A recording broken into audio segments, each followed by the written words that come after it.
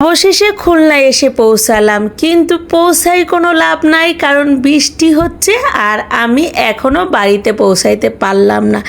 আর এই যে দেখেন কি পরিমাণে বৃষ্টি শুরু হলো, আমাকে দেখে মনে হচ্ছে বৃষ্টি আরও বেশি পড়ছে। আর এই জন্য আমি এখনও বাহিরেই রইলাম, কারণ বাড়িতে পৌঁছাইতে পারলাম না। এত অঝোরঝরে বৃষ্টি হচ্ছে কি আর বলার। যাই হোক, আসসালামু আলাইকুম, কেমন আছেন আপনারা সবাই? আশা করি ভালো আছেন। আর হ্যাঁ, যদি বলেন আমি কেমন আছি, হ্যাঁ আলহামদুলিল্লাহ ভালো আছি। আর এই যে দেখেন বৃষ্টি, বাইরের পরিবেশটা একটু দেখেই নেন, এত বৃষ্টি হচ্ছে। এই বৃষ্টিতে আমি কিভাবে যাব বলেন?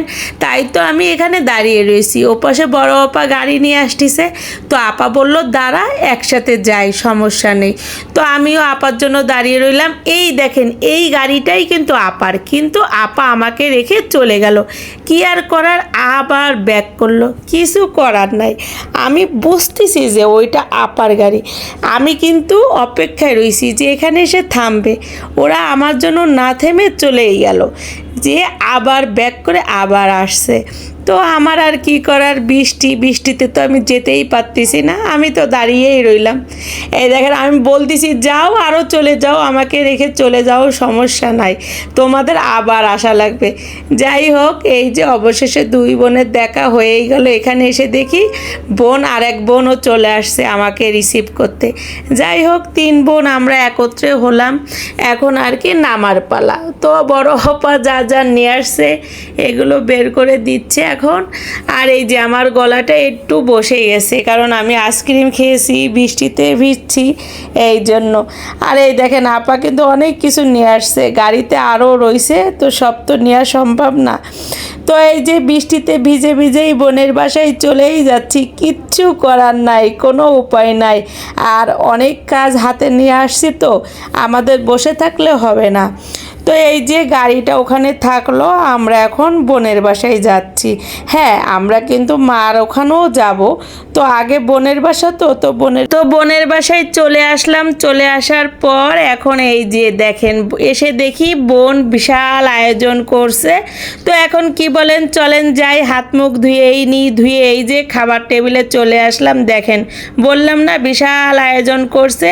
মাংসর কালারটা কিন্তু আমার মানে কি বলবো, সেই লাগতেছে। আর এমনি তো ক্ষুধা লাগছে, সেই সকালবেলা পৌঁছাইছি। আর বোন তো ভর্তা, ওরে আল্লাহ, দেখেন কত রকম ভর্তা করলো আমাদের জন্য। দেখে জিহ্বায় আমার পানি চলে আসলো। এই যে মাছের ভর্তা, ওইটা কিন্তু ধনিয়া পাতার ভর্তা। হ্যাঁ, সবগুলো এত টেস্টি হয়েছে, এত মজা লাগছে, কিন্তু বাপরে বাপ এত ঝাল দিছে, বুঝছেন।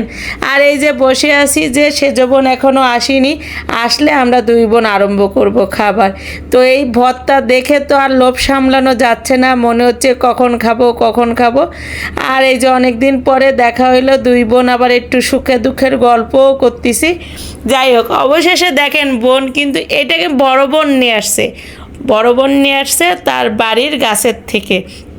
তো ওটা আর খেতে পারিনি, কারণ এত ঝাল হয়েছে, বাপরে বাপ, আমার কান ধরে গেছে, ঝালে গরম হয়ে গেছে। আর এই যে বোন আবার দধি নিয়ে আসে, তাই আবার খুলেও দেখাচ্ছে যে এই যে তোর যদি ঝাল লাগে সমস্যা নেই, দই খাবি। তো আর কি করার, এখন চলেন আমরা খেয়েই নিই। বলেন, খাবার সামনে রেখে এরকমভাবে বক বক করতে কারই বা ইচ্ছা হয় বলেন? তো এখন আমরা খেয়েই নিলাম, কিন্তু এত বললাম না অনেক ঝাল দিছে। আর এই যে বোন আবার আচার বের করে দিচ্ছে, অনেক রকম আরও আচার কিন্তু ছিল, অনেক আচার বানাইছে। বলছে যে নিয়ে যা, তোরা দুই বোন এই আচার নিয়ে যা। তো আমি তো আচার দেখেই ফিদা হয়ে গেছি, যে এত আচার বানাইছিস তুই আমাদের জন্য। যাই হোক, এই যে এখন খেতেই বসলাম, এটা এত মজা লাগছে। এই দেখেন আমি বলেই দিচ্ছি যে এত ঝাল হয়েছে, মানে আমার কান গরম হয়ে গেছে ঝালের চোটে। কি আর করার, কিন্তু ওদের বলতেছি যে আপা ঝাল কেমন লাগলো। আপার কাছে কোনো ঝালই বলে লাগেনি, আমার সেজ বোনের কাছেও কোনো ঝাল লাগেনি, কিন্তু আমার কাছে অনেক ঝাল লাগছে। ওরা অবশ্য ঝাল খেতে পারে। যাই হোক, তবে খাবার দাবার কেমন লাগলো বলেন? আমার বোনের রান্না কিন্তু আসলে অনেক সুন্দর। এই জন্য কিন্তু আমার বোন জামাই কিন্তু খুব গর্ব করে যে আমার বোর হাতের রান্না অনেক ভালো, আমার খুব ভাল লাগে। আসলে কিন্তু আমি কোনো পাম মারা কথা বলিনি, এটাই বাস্তব। আমার বোনের রান্না কিন্তু অনেক মজা মজার, কোনো দিন যদি সুযোগ হয় আপনাদের খাওয়ানোর তাহলে অবশ্যই খাওয়াবো। আর এই যে যত রকম গল্প আছে সব খাচ্ছি আর বোনরা মিলে বলতেছি, কারণ কি জানেন, একসাথে বোনরা হলে যত রকম গল্প আছে সবই আমরা বলি, তাই না? যাই হোক, এই যে আচারগুলো দেখেন কেমন লাগলো, আর ভালো লাগলে একটু ভালোবাসা দিয়ে পাশে থাকবেন।